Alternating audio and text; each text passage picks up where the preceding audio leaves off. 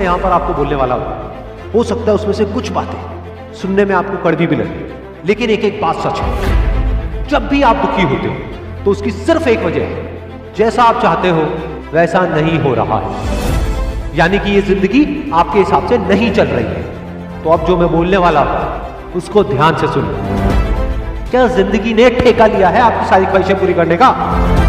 क्या जिंदगी ने आपके साथ कोई एग्रीमेंट साइन किया था कि वो सिर्फ और सिर्फ आपके हिसाब से ही चलेगी? अरे मेरे भाई, चाहते आपकी है, ख्वाहिशें आपकी है, तो अगर उसको पूरा करना है तो उसकी जिम्मेदारी भी आपकी है। अरे जिंदगी को कोई फर्क नहीं पड़ता है कि आप चाहे जियो या मरो, लेकिन अगर आप जीना चाहते हो तो अपनी जिंदगी को दोष देना बंद करो और खुद को इस लायक बनाओ कि जो भी आप चाहते हो वो खुद चल करके आपके पास में है।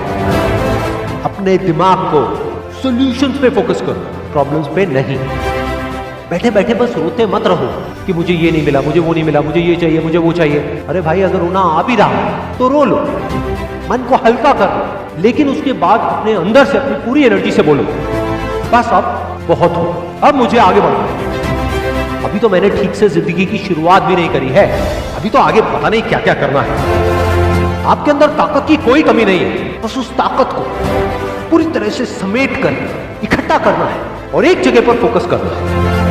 और याद रहे, फोकस रास्ते पर करना है, मंजिल पर नहीं। क्योंकि अगर मंजिल के ख्यालों में ही खोए रहे तो रास्ते से भटक जाओ, लेकिन अगर ध्यान रास्ते पर रहा तो आज नहीं तो कल मंजिल को जरूर पाओगे। रास्ते में एक नहीं, हजारों मुश्किलें आएंगी, लेकिन चाहे कुछ भी हो जाए, किसी भी हालत में रुकना नहीं है, बस चलते रहना।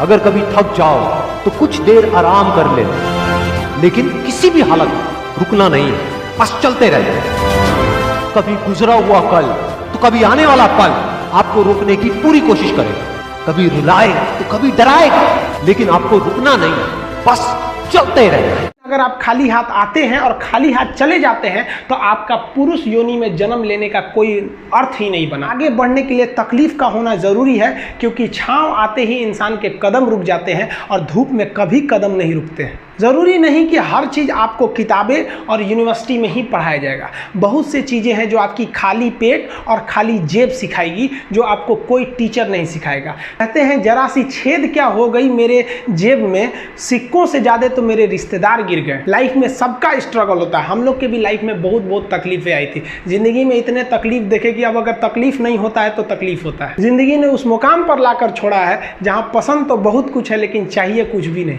लोग कहते हैं कि खाली हाथ आए थे खाली हाथ जाओगे, गलत बोलते हैं।